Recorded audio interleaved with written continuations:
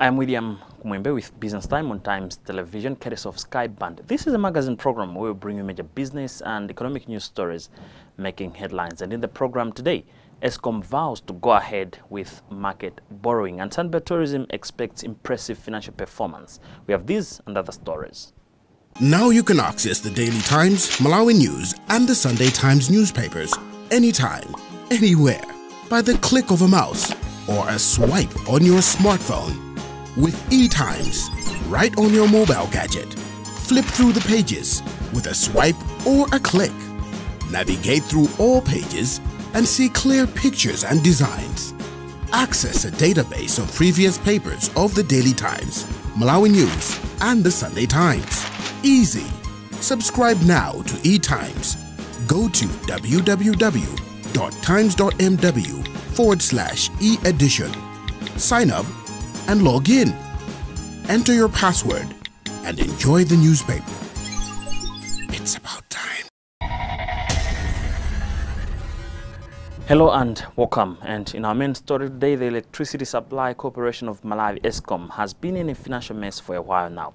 In the financial year ending June 30th, 2018, for instance, Escom made an 8 billion kwacha loss after making a 6 billion kwacha profit in the 2016-2017 financial year. The firm attributed the loss of billions to the unbundling of the parastatal to form electricity generation company, Genco, in 2017 as an implementing power producer. As a remedy, the firm plans to borrow 30 billion kwacha from commercial banks to finance its 55 billion kwacha deficit after Treasury earlier rejected its bailout request. As Taonga Sabora reports, amid growing criticism, Escom says would go ahead with the move. Mid this year, Escom applied for a bailout of about 50 billion kwacha to Treasury, a development Capitol Hill turned down. The development left Escom with no option but to source the money from the money market to bolster its operations. But last week, Budget and Finance Committee Chairperson Rhino Chipiko said the committee will not recommend to Treasury to guarantee the loan. But reacting to the development, Escom board chairperson Tom Mpinganjira said the utility company will go ahead to borrow from the market despite resistance from the parliamentary committee. Of course, if that was to stop, then Escom will have to shut down. But of course, as I've said earlier on in Chichewa, we at Escom have a mandate from the laws of Malawi as implemented by Malawi government. So we will continue to do what we are mandated to do until the day that government tells us to shut down. Escom has been sailing through troubled waters in recent months due to, among other factors, the delay by the Malawi Energy Regulatory Authority to approve a tariff adjustment, as well as poor procurement decisions, which resulted in the firm buying equipment it does not need. For Times in Blantyre, this is Taonga Sabora. Agriculture sector's input to the economy has continued to dwindle in the recent past. Of course, stakeholders have been advocating diversified agriculture as an immediate remedy, a suggestion that has, however, remained only theoretical. Self-Help Africa is an international development charity dedicated to ending hunger and poverty in rural Africa. Business Times' Vialema Kalumapiri caught up with Self-Help Africa Malawi's learning and communication specialist, Pauline Mbogwa, for an insight into how the organization is working towards improving agriculture sector's output in the country. The project is 5 years long. It started in 2017 and will end in 2022. It's being funded by EU and it's being implemented by a consortium of 5. Self-Help Africa is the lead organization together with Action Aid, Plan Malawi, Evangelical Association of Malawi, EAM, and Adventist Relief Agents, ADRA, Malawi. So a study was done prior to the project implementation, and that's why we came up with 10 districts, and basically it was based on issues to do with climate change, the vulnerability of the districts to floods and long dry spells, and also the status of nutrition in the districts. Because Kulima program is a sister program to Afikebo, which will be promoting issues of nutrition. So the better program, the better project which we are implementing, is aiming at increasing resilience, food, nutrition and income security among 402,000 smallholder farmers in Malawi. And the target districts are Kalonga, Chitiba, Salima, Konagota, Chirazulu, Karabe, Cholo, and Mulanje, Kasungu, and Nzima. Basically, the project is looking at building the capacity of communities to be able to prepare for disasters. So currently, all the 10 districts have been trained in disaster risk reduction and watershed management, the implementing partners, but also the committees, the communities, the village committees, the district committees, and at national level we're talking about the partners have been trained in how to prepare for disasters. They have drawn plans in the 10 districts, and we're also looking at providing them with information on early warning systems so that they should be able to know how to handle issues to do with climate change. Apart from that, the project will be promoting climate smart agriculture, technologies which will help the farmers to adapt to the current situation of climate, the current situation. And apart from that, we will also engage the use of media like mobile phones for sending information on climate change, issues of market. All this is to empower them that they should have adequate information, but they should also be able to know. And right now, we've also done some mapping, like vulnerability mapping, where the hotspots are, where floods are likely to occur, so that the farmers should be well prepared what to do in those areas. This project is looking at increasing production and productivity, but we're also not forgetting the issue of marketing, because when we're doing a baseline, the issue of marketing was emerging as an issue. So at farmer field school level, we also want to be integrating issues of how they can improve the quality of their crops, because when it comes to issues of marketing, quality also matters. So as an outreach program, because we're an outreach program reaching out to farmers, we'll be training them in how to handle post-harvest losses, how to reduce post-harvest losses, but also looking at having quality crops and basically linking them to the markets. We are working in collaboration with also other partners. As I said, Kulima is being implemented by other partners. So there is also GIZ, which has a component on developing the value chains, and they are going to deliberately link the farmers with private sector potential buyers for the produce. But what is the foreseen impact of the project? This is another question our reporter Vyalema Karumapiri posed to Mbukwa. When I was just introducing the program, I talked about the farmer field school approach. So the approach itself is a sustainable approach, because we are looking at a system, an extension system, which is being led by farmers, the farmers themselves. So they are being trained.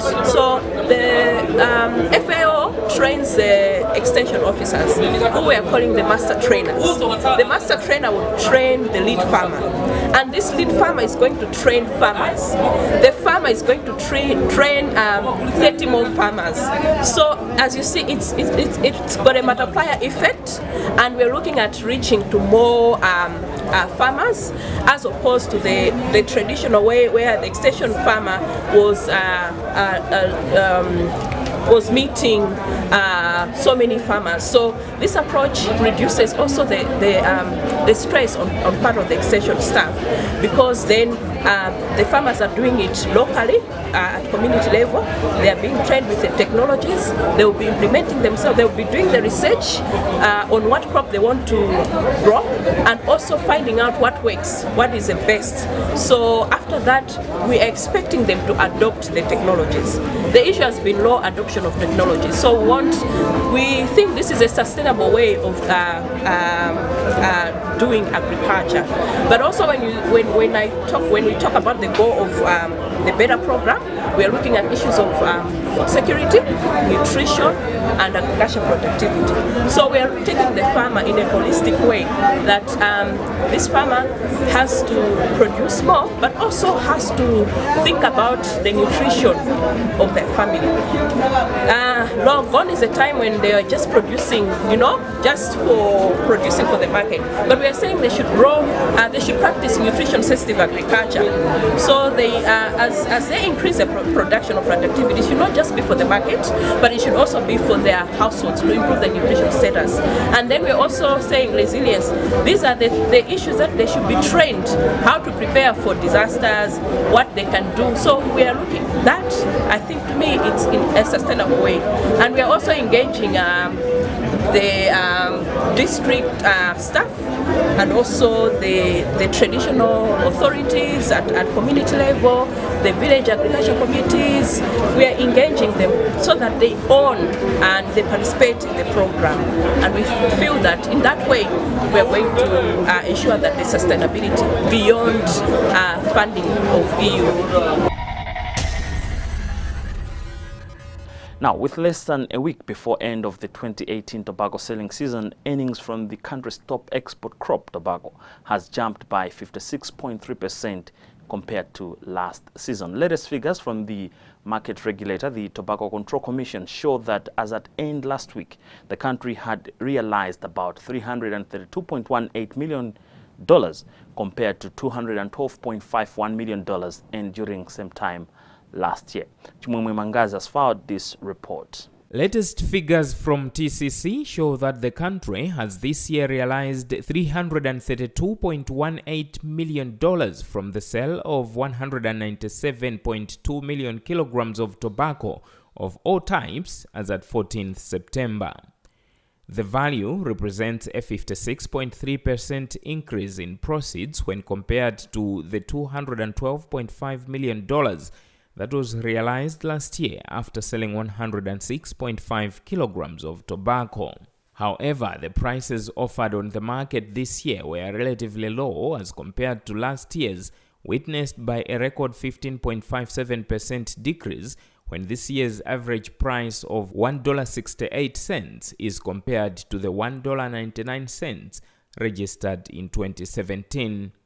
TCC Chief Executive Officer Kaisi Sadala was quick to describe the marketing season as a success, stressing that there were no disruptions in all the markets and that they were working on handling the issues that arose between the growers and merchants to avoid a repeat of the same next year.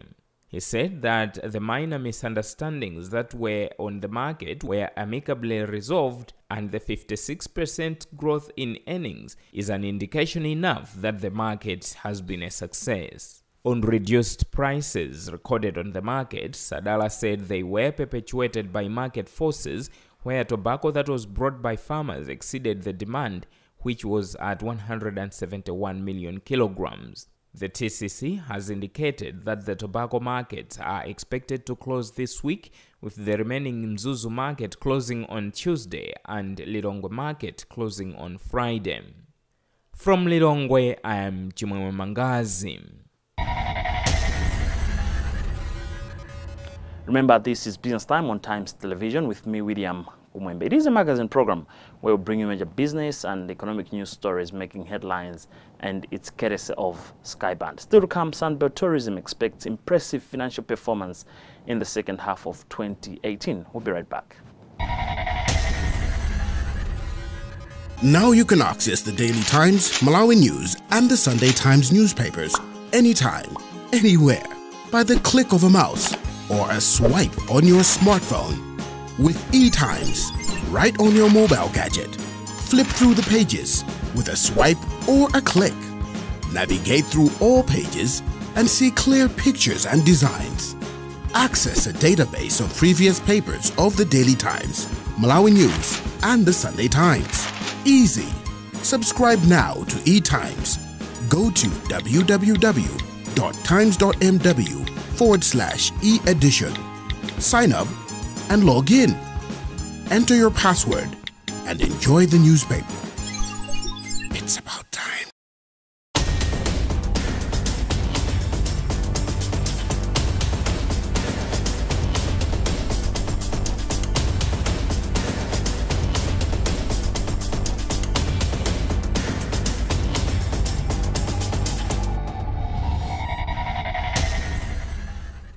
Welcome back. Tourism is still seen as possibly the next big thing for Malawi. Firms continue to invest heavily in the sector, and one of them is Malawi Stock Exchange listed hospitality unit, Sunbird Tourism, which recently announced to have invested over 200 million kwacha in speedboats as a way of remaining afloat in the industry.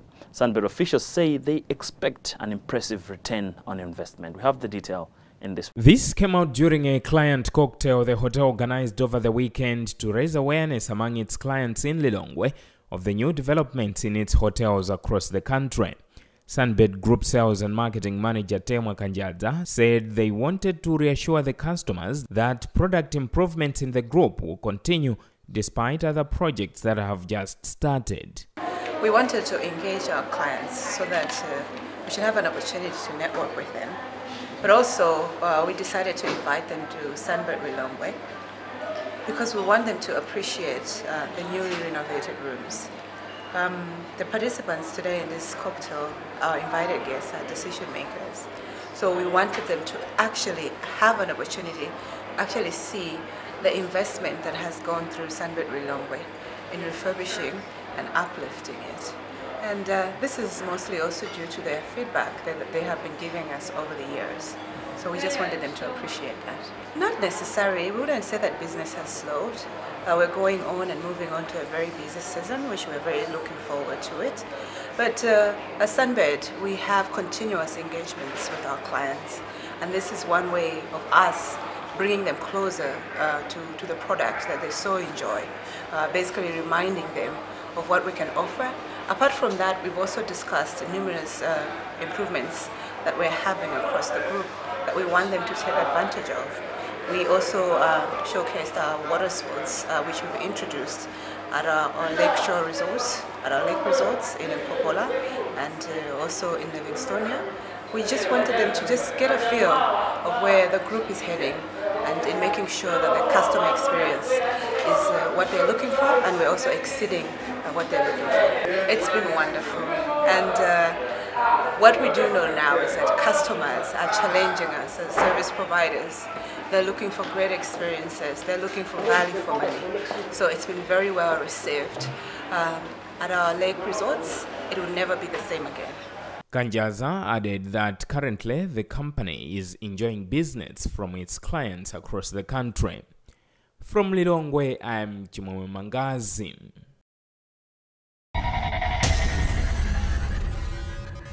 As we proceed with the program, let us now have a look at how the Malawi kwacha is faring against major trading currencies on the foreign exchange market.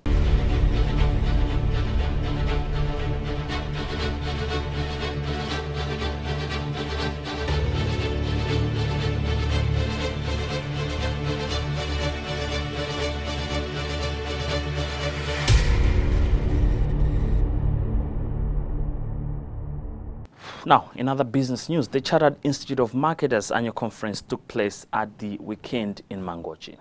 The conference attracted over 200 marketers from across the country.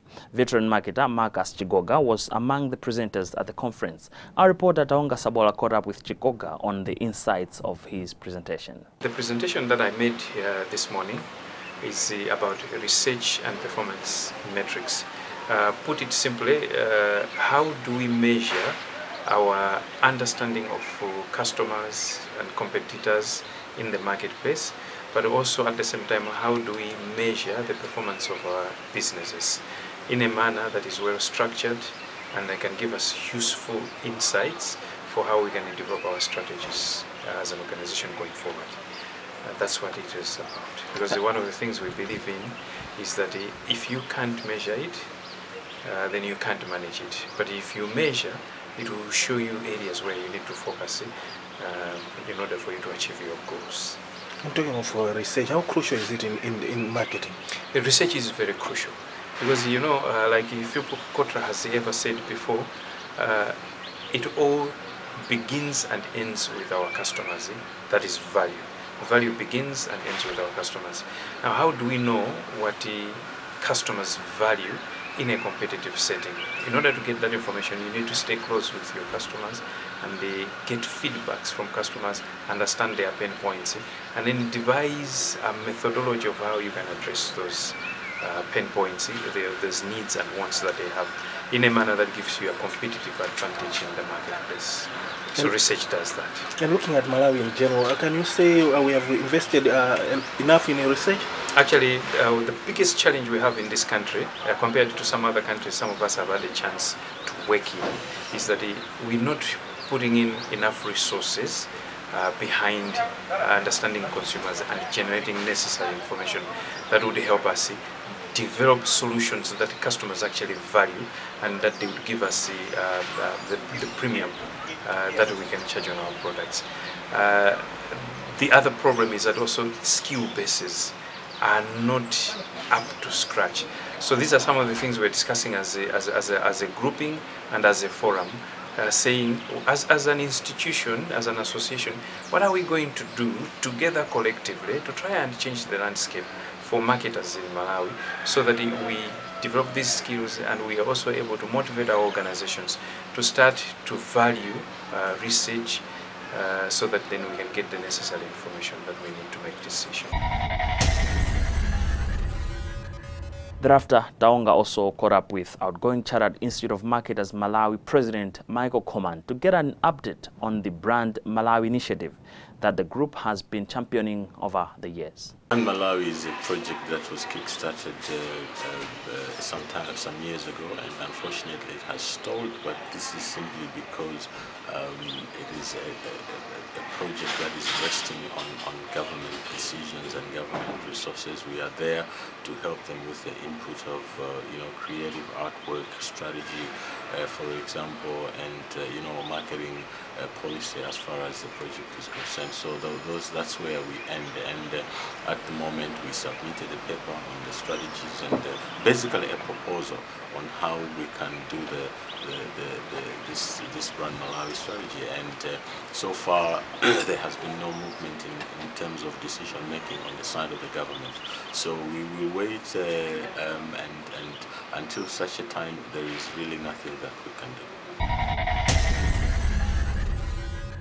Well, with that story, we've also come to the end of today's edition of the program Business Time right here on Times Television. It is a magazine program where we bring you major business and economic news stories making headlines in the country. On behalf of the entire production team, my name is William Kumwembe. But always remember, if it doesn't make money, it doesn't make sense.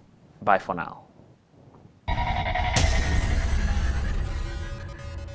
Now you can access the Daily Times, Malawi News, and the Sunday Times newspapers anytime, anywhere, by the click of a mouse or a swipe on your smartphone.